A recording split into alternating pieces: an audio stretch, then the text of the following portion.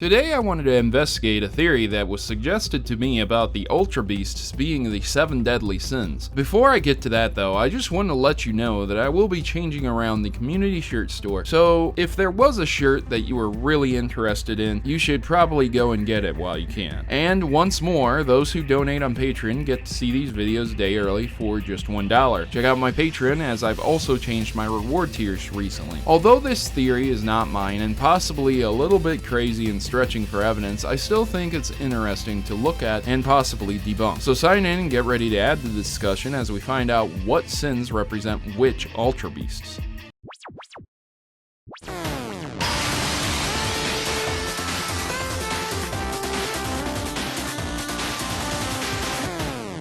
Several people have done videos on this theory, wrote on it, and speculated on it in the comments sections and forums of various websites. This makes it hard to tie down exactly what or how this theory came about or is even looked at by a majority of people, but for me, I'm going off the assumption that someone is asserting the 7 deadly sins are the 7 Ultra Beast Pokemon. This theory excludes Necrozoma being an Ultra Beast, or rather, maybe that Pokemon is supposed to represent the original sin, because it's all black and jagged, I guess. I don't know. I'm really stretching it here. In either context, it doesn't matter, because though it might tie this theory together, I highly doubt all of these Pokemon represent all of the sins. However, before I jump too far ahead, instead of addressing these Pokemon individually, I think it would be easier to just keep them grouped together. If you are unsure of what these 7 deadly sins are, feel free to Google it for more in-depth info and definitions, but in a nutshell, certain Christian and Catholic religions regard these sins to be very detrimental things that end up causing humanity to suffer more than any other sin. Greed is bad, overindulgence is bad, and these sins often hurt others as a byproduct of what they are. But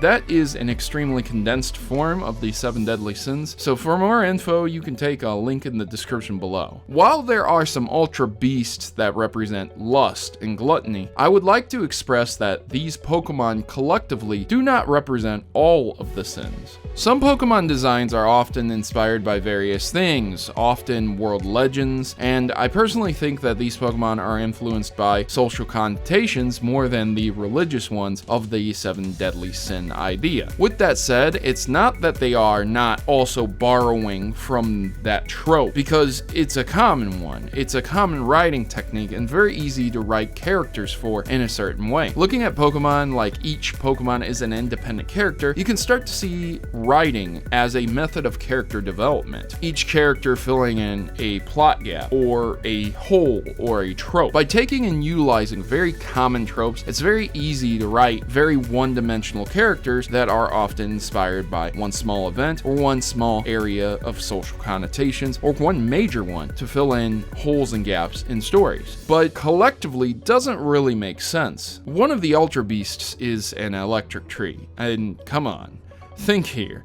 What sin does that represent? Well, sloth, of course, because it doesn't want to move, but then again, it's pretty much an electric tree that looks human-like. So stretching definitions for this theory is a way of proving it or also debunking it. If we look a bit closer at the definitions of each sin, things like gluttony often are looked at in the sense that it reflects food, right? But since everything is open to interpretation and how it can also be applied to what you want it to be applied to, for example, this can be applied to the idea that gluttony is and can fall under the idea that it too is also greed, if looked at in a certain light. So the overeating pumpkin monster, gluttonous for its eating, or is it greedy for taking more than it needs any way it desires to? And think of the cockroach Ultra Beast. You know, the one that's supposed to represent lust, the super attractive one. Isn't it funny, ironic, and doesn't it seem like something silly that the creators of Pokemon would do? Make a Pokemon based off a cockroach, one of the most undesirable insects, be the most attractive and desirable one in the